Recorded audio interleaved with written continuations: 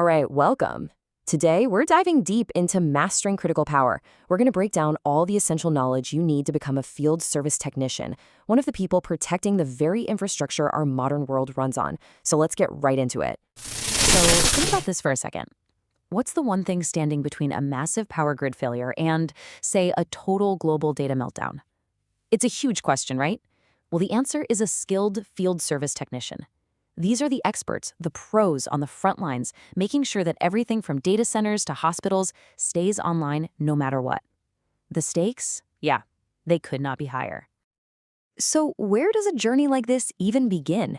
It all starts with the absolute fundamentals. I mean, before you can dream of mastering these complex systems, you've got to understand the spark, that invisible, powerful world of electricity itself. At its very heart, it is all about movement. Electric current is, simply put, the flow of electrons through a conductor, like a copper wire. We measure this flow in amperes, or amps for short. This is ground zero. It's the starting point for literally everything else we're going to talk about. Okay, so what actually makes that current move in the first place? Well, that's voltage. You can think of it like electrical pressure that's pushing all those electrons along. And, on the flip side, what slows it down? That's resistance, which we measure in ohms. It's the opposition, the friction in that flow. These two forces are in this constant dance inside every single circuit. So how do these three things, voltage, current, and resistance, all connect? Well, they're tied together by a beautiful, simple little formula called Ohm's law. V equals I times R. It might look simple, but it is an incredibly powerful formula that is the absolute cornerstone of all electrical work. For a technician, this isn't just some theory from a textbook. No way. It's how you figure out why a component is burning up or why a circuit isn't getting the juice it needs. You master this, and you are well on your way. All right, now that we understand the basic laws of the road, let's start filling up our mental toolkit. Let's talk about the actual components that we use to control electricity. These are the fundamental parts you'll be seeing and working with every single day. First up, we've got resistors. And honestly, the best way to think of them is as the brakes in a circuit. Their entire job is to slow down or control that flow of current. This protects the more sensitive components from getting fried. And of course, they come in all sorts of flavors, like fixed or variable, each one for a very specific job. Next in the toolkit, we have capacitors. Now, if resistors are the brakes, think of capacitors as tiny little energy storage units, like a mini battery. They can hold an electrical charge and then release it in a super fast burst whenever the circuit needs a little extra kick. They're absolutely vital for things like smoothing out power delivery and handling sudden spikes in energy demand.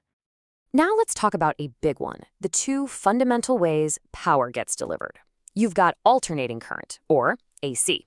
That's what comes out of the outlets in your wall. Its direction literally flips back and forth, which makes it perfect for sending power over really long distances.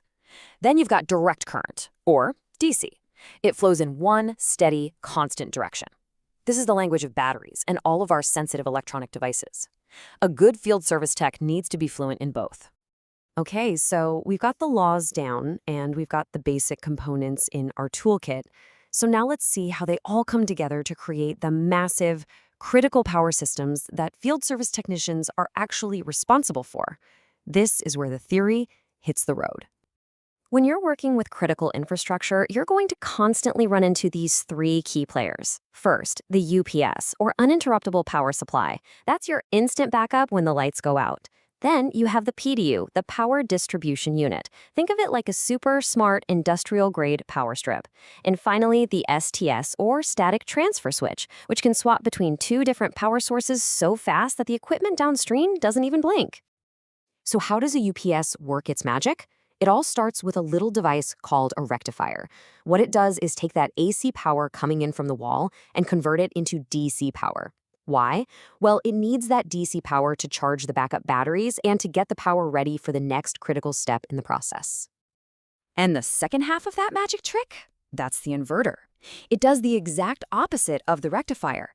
It takes that DC power, either straight from the rectifier or from the batteries during an outage, and converts it back into perfectly clean, stable AC power that all that critical equipment needs to survive. The rectifier and the inverter, together, they form the heart of a modern UPS.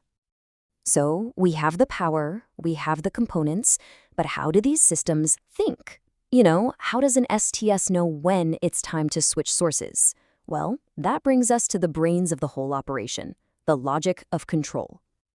Modern control systems don't operate in a world of maybes. They work with digital logic. It's a world of just zeros and ones, off and on, true and false. This simple binary language allows for incredibly fast and, more importantly, reliable decision-making based on a set of rules that have been programmed into it. Here is a perfect, super simple example. It's a truth table for what's called an AND gate, which is a basic building block of a digital circuit. The rule here is dead simple. The output is only a 1, or on, if input A and input B are both 1. If either one is 0, the output is 0. It's this kind of simple, unbreakable logic, just multiplied by the millions, that controls our most complex systems.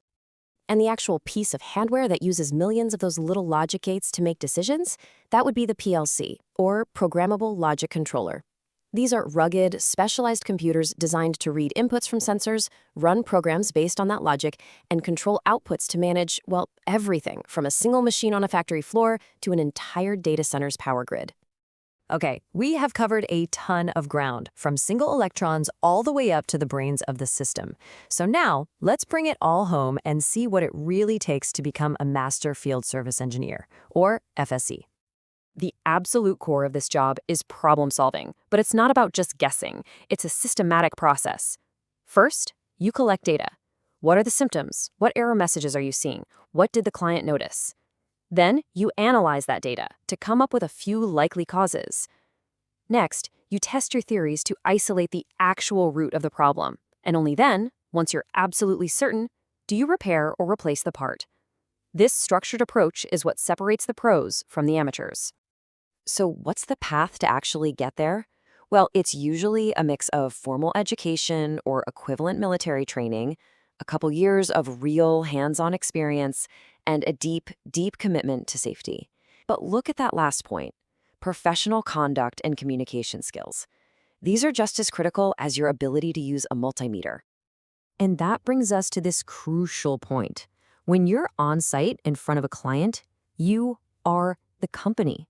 Your professionalism, your confidence, your ability to clearly explain a complex problem to a client who's probably pretty stressed out, that's what builds trust. It's about so much more than just fixing the hardware. Look, everything we've touched on today, from Ohm's law all the way to professional conduct, is really just scratching the surface of this journey.